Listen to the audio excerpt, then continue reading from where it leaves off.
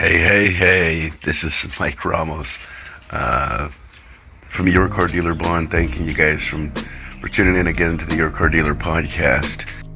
If you guys missed the part one of the episode, it's season 5, it's episode 9, and it's Are You Working in the Business or on the Business? And that's the name of it. It's part 1. If you haven't listened to it, you probably want to go listen to that first. It's going to make part 2. It's going to make a lot more sense after you've listened to part 1. So without further ado, part 2. Here it is of Are You Working in the Business or on the Business? Thanks again for you guys tuning in too, and you guys take care out there. Sometimes it's that a move that you're doing, whatever it is that you're doing, has become superfluous. It's not needed. You don't really need to actually do this anymore. You could continue to do it, but the lesser of two evils here is, you not doing this because it's not all that important. It really doesn't add to your bottom line. It really doesn't help you move the meter.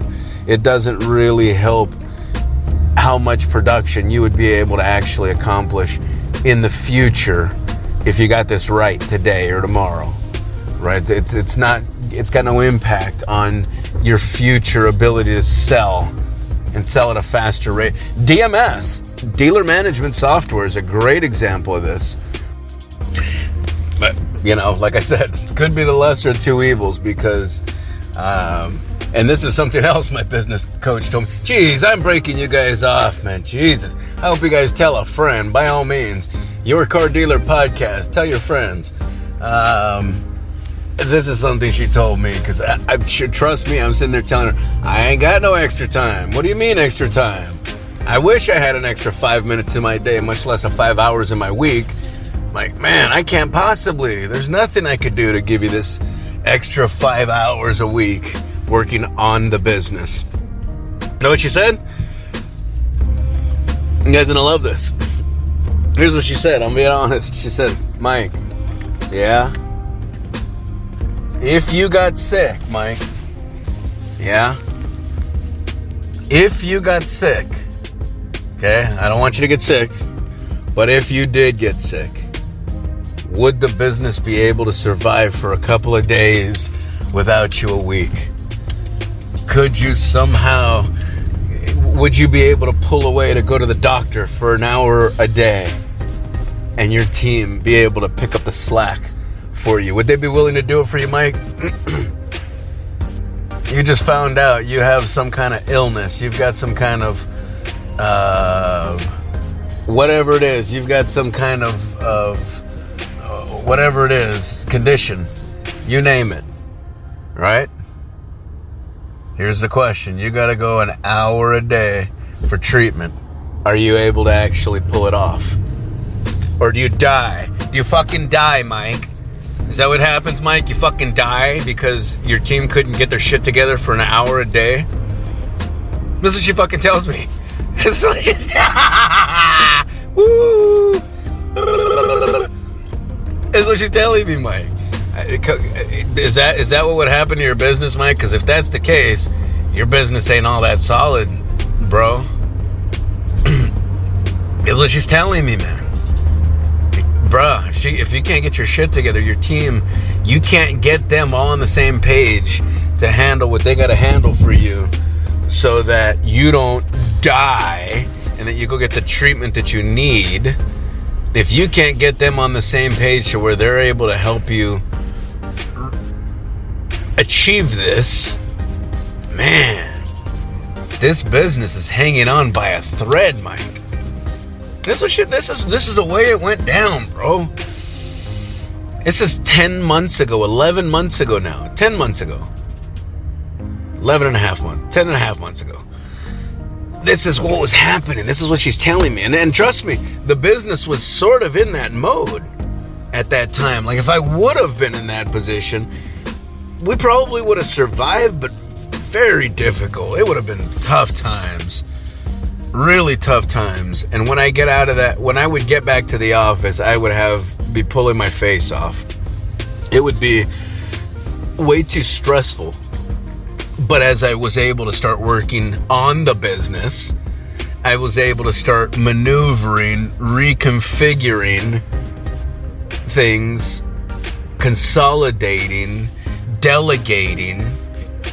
I was able to start doing a lot of these things where triaging, sometimes it's triaging. Before, we might have been looking at every single one of these.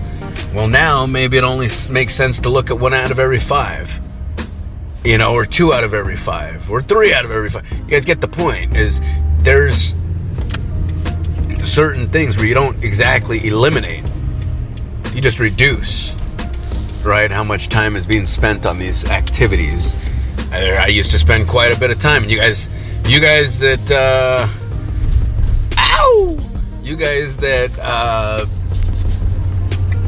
follow us on social media, you guys might notice the difference. I used to spend a lot of time putting up social media posts. Lots of time dedicated to Instagram over the last year. We don't spend as much time putting up posts on Instagram. We still do them. They're just not as plentiful as they used to be. And we'll get back to getting some more content that way. I used to be a tad bit more consistent with the podcast. There's 1 month I actually was able to do 2 a week.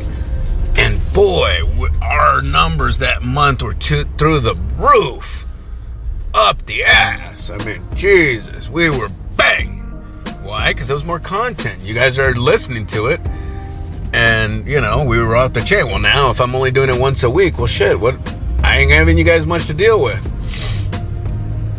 So we have to be able, again, what's the lesser of 2 evils? Well, we're kicking off a huge project. It's really, really dominating a lot of my focus when I am spending those hours that are not working in the business. When I'm working on the business, this one huge project is really taking a lot of that extra time.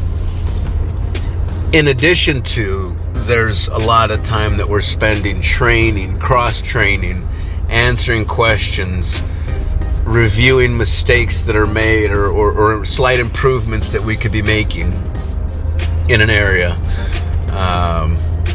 We're trying to minimize the amount of transition that needs to happen. So before, one person used to pass this off to somebody else to do, and then they would, pick up and in transition, this person stops on at one time, this person picks it up the next day at night and starts working on it. Well, now we might have that person run that all the way through, and we might have to reduce the amount of time they're spending in a different area. Right? You used to spend this amount of time, 10 hours a week doing this, 10 hours a week doing this, 10 hours a week doing this, and 10 hours a week doing this. Well, now we're going to spend 5 hours a week doing this thing, and that'll give you the extra 5 hours in your week that I want you doing this instead. Which is helping us consolidate the keystrokes, minimize the transition between who's picking these things and touching them, all that stuff. So for what it's worth, I think you guys get the point, is really spending the time working on the business as well as in the business, but really working on your production capability, your ability to increase your numbers. What is it? Where are you at? If you guys need help with this, by all means, I'm not just trying to throw you guys out on an island and say, all right, guys, fuck off. We'll see you guys later. It's nice to know you. I'm not saying that. It's just if you guys don't connect with me, this is about as specific as I can be. If you guys want to connect with me, you guys are kind of running in a direction. You guys may need a second opinion. You guys may not have any fucking clue. Trust me, before I had really started to be pushed in this direction, I didn't know what I was looking at. I didn't know what I was looking for. I didn't know how often I should be doing it. I didn't know the kind of things I should be considering. There was a lot of didn't knows that were happening. And so I had to kind of get to, luckily I was able to, really have this business coach help me through this process. and really help me see and get out of my own way. I gotta be honest with you. That's probably been my biggest challenge so far, is getting out of my own fucking way. That's been the biggest challenge so far, is I cannot seem sometimes to get out of my own fucking way, because I've got it so locked and loaded that this should be my next move, that I'm not thinking about X, I'm not thinking about Y, I'm not thinking about Z, I'm not thinking about these other things, keeping my mind open for some of these other gyrations that maybe should be happening. Maybe I'm just so blind to it because I've got my blinders in and I'm so focused on what I believe the next move to be, and realistically it was out of order. I'm telling you, I'm having, it's not that it happens all the time, it's just that this does tend to happen, where I'm so focused and so caught into the day-to-day operation, where I'm so convinced that this is our next movement that we should make. And from the outside looking in, from an actual seasoned professional, they would say, you know what, it's fine if you do this. It's just you're going to end up having to come back, rework this, because you've got this other move that you didn't do yet, right? Did you write we're launching another brand right now. We're talking about the logo and some of the things that we're doing for this logo and this launch. And she's saying, well, wait a minute, did you even write your mission statement yet on that? No. Why do we need to? And she's like, well, how could you do that? How could you create your logo, not have this one piece in mind, and not know what your mission is of this business? Well, I don't know. I just wanted it to be yeah, it's going to be simple, but I mean, you need to have this information. Did you do this? No, not yet. Well, all this needs to come before that. How about this other piece? What do you even want to stand for? What is this thing going to stand for? Is this, what do you want people to feel when they see it? I'm not really all that, I don't know. I don't want them to feel anything. I just want them to buy my shit. All right, I need them to buy this, or this is what I need. This is what we're offering, right? This is what we're trying to package to them. Okay, but it's got to elicit a certain feeling, or else what are they gonna? They're gonna buy it based on this emotion, right, Mike? I'm thinking, I guess. I mean, I wasn't thinking about persuasive language or how to persuade them into doing this based on their feelings, or I wasn't looking at all of this. But these are the things that we're having to isolate, identify, really, really get an understanding of before we start moving. Again, this is the reason why I'm saying there's a sequence to all this. This is why I'm also saying that I'm also in the middle of having this challenge, right, of going through this. I'm fresh. It's fresh off the presses for me. It's fresh off the dome. I'm well aware of the issue. I'm well aware of the challenges that it brings. I'm well aware of what you guys are naturally have in front of you on a day-to-day basis, but to the extent that you can pull away 4 to 5 hours a week, just like if you were dying and needed a certain treatment, every day, 1 hour a day, and that 1 hour a day would save your life. Perhaps that 1 hour a day will save your business. You ever think about it that way? That hour a day could save the business from the inevitable doom. And don't for one thing, second thing, I haven't seen it. This year I've seen it probably at a rate of at least 2 to 3 times what I've seen it at in the past.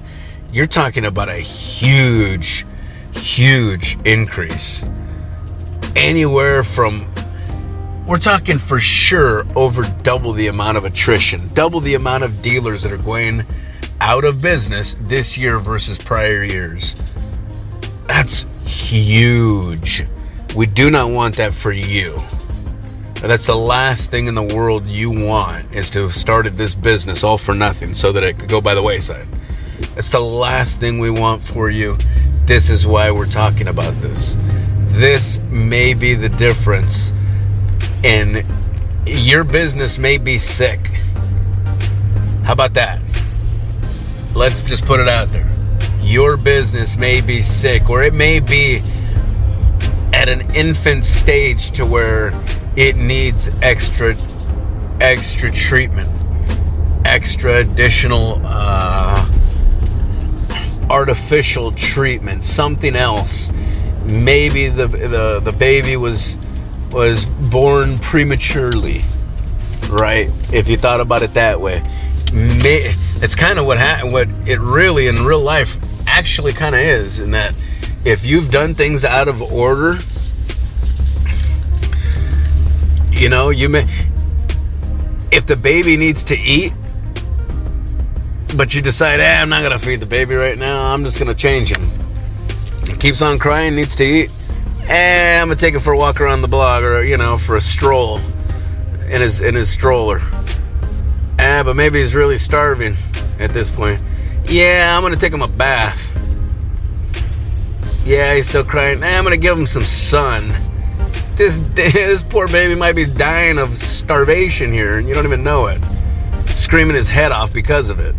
That's what's happening with your business, right? In some cases, if you've done things out of order and there's not enough food for this business to have been snacking on the whole time, there's a really damn good chance that your business may be anemic at this point, or anorexic, right? It may be seriously sick, and this treatment, this hour-a-day treatment, may be what it needs to get back on track. Spend the time to do it, man. Spend the time to do it. Make the time. Create the time. Do whatever you got to do. But working on that production capability is really going to make a huge difference. Working on the business, not in the business, is really going to make a huge difference. I can't tell you guys enough, and I hope you guys take advantage of this nugget that I've had to pay dearly for. So there it is, another week. That was part 2 of my 2 cents on really working on the business and not in the business, and really working out your production capabilities as opposed to only thinking about production. So for what it's worth, like I said, if there's any way we can help, again, this is Mike at Your Car Dealer Bond. Be happy to do so. Slide into those DMs on social, whether it's on Instagram, Facebook. Comment on any of our YouTube videos. Those get to me instantaneously, all that stuff. Your Car Dealer Bond on Instagram, Facebook, or YouTube. Hit me up, keep in touch, let me know what other content you guys want to hear, let me know what other content you think would be valuable, let me know if you got anything out of this particular content, or like I said, if there's any more specific ways that we can help you. Maybe you want to bounce something off of somebody, maybe you want some very specific assistance that you feel like we would be able to give you. Let me know, I'd be happy to. And if you want to do something a little more personal, you can send me on an email, Mike at yourcardealerbond.com. Mike at yourcardealerbond.com. Happy to help in any way that we can. And just want to continue to see you guys succeed out there. It's a tough business, but if you really navigate the for that matter, guess what? Snowboarding can be very dangerous. Absolute truth. Snowboarding can be super dangerous. I'd never let my son, 10 years old, just go up a hill willy-nilly with me nowhere in sight. You know, he's okay at he knows how to kind of stay on the snowboard, but not well enough for me to go and throw him up on the Black Diamond. Right? But I got a friend named Joe. Joe has no fun unless he's up on the Black Diamond. When Joe hangs around with me on basically the little bunny slopes, Joe isn't quite having fun. He's just, he's like a caged animal that you're taking for a walk around the park or a walk around the block. This is a animal that's used to being in the Serengeti, man. He's ready to go. You can't put that tiger and you expect him to get the same thing out of a walk around the park or walk around the block as you do your beagle, let's say. So the way that I have a ton of fun on the bunny slopes, my boy Joe doesn't have any of that fun when he goes on the bunny slopes. To him, it's just him babysitting me and making sure I don't get hurt or anything. Same thing with me on the slopes that my son's on and that I feel comfortable with him being on. But again, all that to say that it can be dangerous. It also can be exceptionally fruitful when you take the right steps, when you make the right moves, when you put the right sequence of steps in the right sequence. You really, when you're successful at this business, it's a whole different experience than when you're burning through money and you can't see the light on the way out. You can't see how to get there, right? We're really starting to help a lot of dealers in this particular area of really being able to help them through a lot of their challenges, whether it's, a software issue, whether it's an infrastructural issue, whether it's a strategic issue, whether it's just something as simple as they're really looking for the right type of service, for X. And they know they need it, but they don't know exactly where to go for it. We're going to shoot you straight. There's a lot of times where we don't know where to go, or, here's one of two different places. Try this place, right? And that's the best I could do for you. Here's two that I know work really well. I've met a lot of dealers on this platform. I've met a lot of dealers on this platform. I think you'd be well served going through either one of them. I don't think you can lose. There you go. That's, unfortunately, that's the extent of the information I've got for you. All right. Well, geez, a lot of you guys are perfectly, that's perfectly fine for you. You guys are good with that. And if that's all I got, and a lot of times it's a lot more in depth than that. It's, okay, here's the guy to contact. Here's the exact guy you want to talk to. He'll square you away. This is the guy, and this is the reason why these are the guys.